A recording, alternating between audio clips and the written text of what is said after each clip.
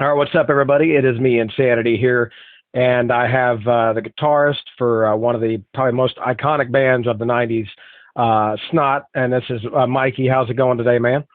Hey, how you doing? Oh man, doing all right, dude. Just Cool. it's a holiday season, man. All that shit, all the damn crazy shoppers, and just Yep. madness and chaos around it. But it's a fun time of year, I guess, right? It's adventurous and exciting. Yeah, man. Sure. Are you guys getting a chance to do any seeing of the holiday Christmas lights or getting a holiday shop, anything like that while you're on No, tour? no, no. We're on tour right now. We're in Austin, Texas, Oh, and cool. this is our 20th show in a row. 20 days straight with the show every day. Wow. We haven't seen much Christmas anything.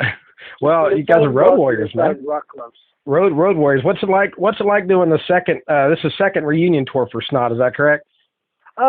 Yeah, I guess I wouldn't call it a reunion tour, but yeah, this is the second time we have been on tour in the last 16 years. Gotcha, man. Now, is there any new content from Snot? Do you guys have any plans on going in the studio recording anything else? Or you guys just You know what? are you guys gonna be doing continuing with the the content? You know what? Get At this point, we're not really planning on writing. I mean, we're all songwriters and we want to, but we're just not really there mentally to write a record without Lynn yet. And Gotcha. for now, it's just touring on the old songs we have, and that's it, pretty much.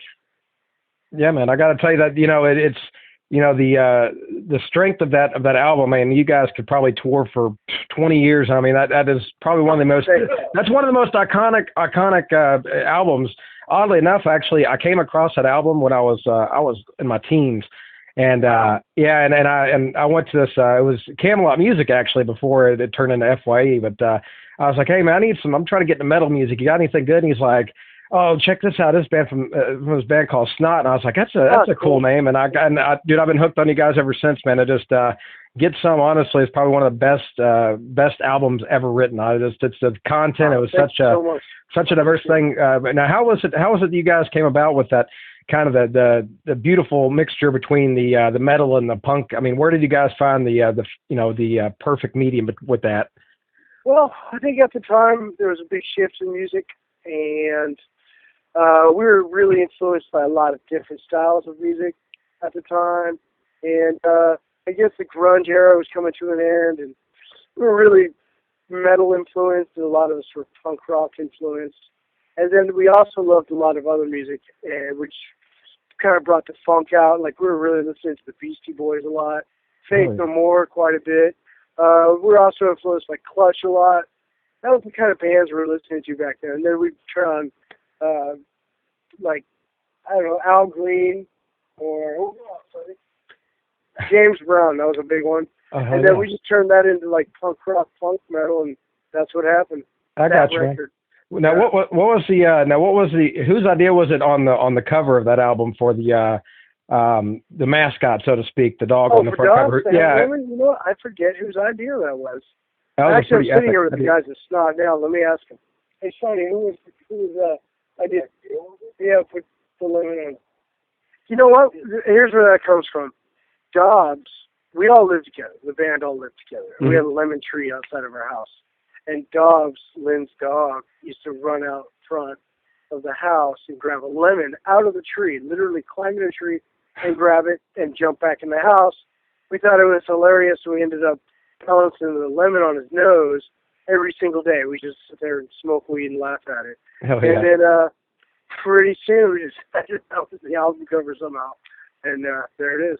You're like, oh man, we got to put that shit on the cover. That'd be fucking epic. Yeah, we thought it was funny, entertaining. Well, that's cool, man. Now, going back to the tragic loss of Lynn. Now, touring for you guys now, is it something? Do you guys have any kind of ritual or any kind of pre-show thing that you guys do to remember him, or is it something where you guys? I mean, is it hard for you guys to go out there every night and play the music because I mean he was such an intricate part of it, or?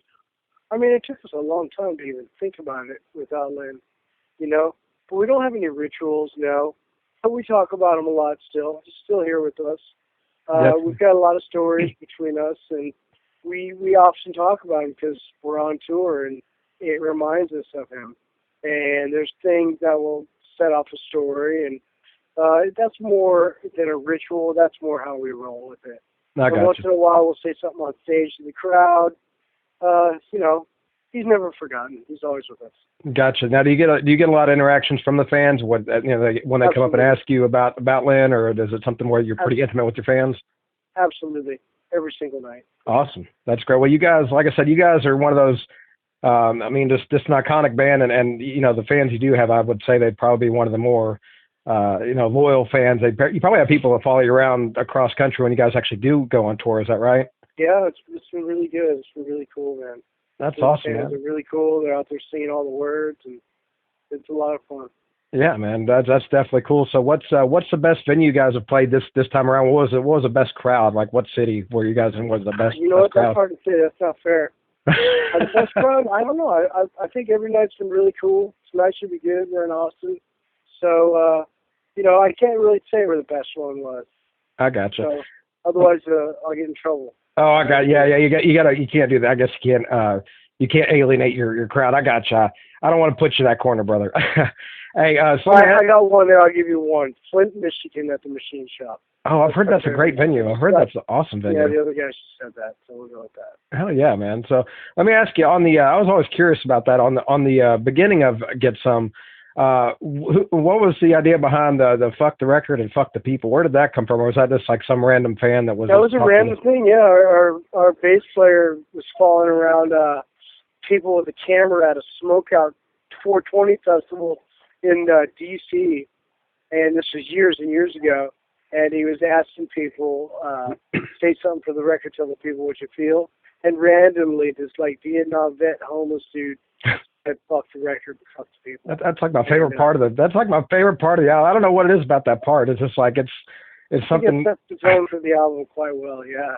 Yeah, man. And it was such a good intro into the first song and everything like that. So, what's your favorite song to play from that album? What's your personal favorite song to play from that album? I think I like personally playing Deadfall a lot. Yeah, I just thought it's fun. They're all fun to play actually. Yeah, you got a lot of different stuff. You got the groovy, funky stuff like the box and then snooze button and stuff like that. But you guys ever play My Balls Your Chin? You ever play that song? Wow. We play it every night. Actually, how we're doing it now is we play the record in its entirety. Oh, awesome! Every bit of it, all the way from start to finish. So that's great. Do you get any kind of reaction from the ladies when you play that song? Yeah, you can see them blush a little bit. Oh, the dudes like kind of grab them a little tighter. Yeah, that's for sure. Oh yeah, well that you got to give us something for the ladies to remember. You know what I'm saying? Yeah, we get a couple of winks from the crowd too. There you go, man. So what's the plans? You guys are wrapping up this tour. This tour wraps up in a few days. You guys are in your last leg of it, correct? We're on the last leg of the U.S. tour. Yeah. Are you guys going overseas next, or you guys have any plans for touring next year? February, we're going to do 30 shows. Oh wow. 31 days. And it's going to be the same thing, just doing the whole album in its entirety. It's going to be intense. Yeah, we're going to do the same thing. Well, that's awesome, man. Is it going to be like a European thing, or is it going to be like Australia too, or Japan? It starts in England. We do 10 shows there, and then we do 20 shows in the rest of Europe, like Germany, Holland, Belgium, a few other places, France. And then, we are actually planning on some festivals in the summer in Europe. And then we're going in January. We're going to go to Australia. And then we're going to, October.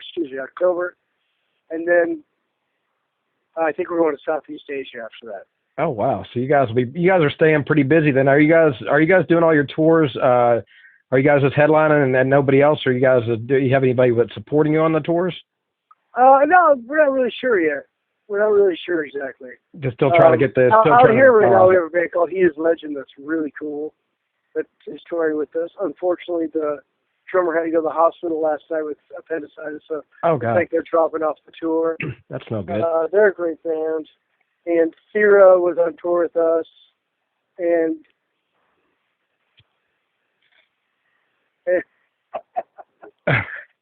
Lydia Kemper is also. Okay. Yeah, I think I saw how was it with those bands? Was it pretty good interaction with those people, with the other bands? What's that? What did you have pretty good interaction with the other bands? Was it pretty cool to hang out with those guys? And it's cool. It's always cool. We drink some beers with them and, hang out. There you go, man. Living the life, right? Yeah, man. That's We've been cool. living the life for a long time. All of us have been touring for years and years. Actually, we're laughing right now as I'm doing this interview with you. Like, you barely keep a straight face. Yeah, somebody's laughing at me. That's all good. You guys feel free to crack up. That's cool. It's entertainment, brother. You know, it's cool.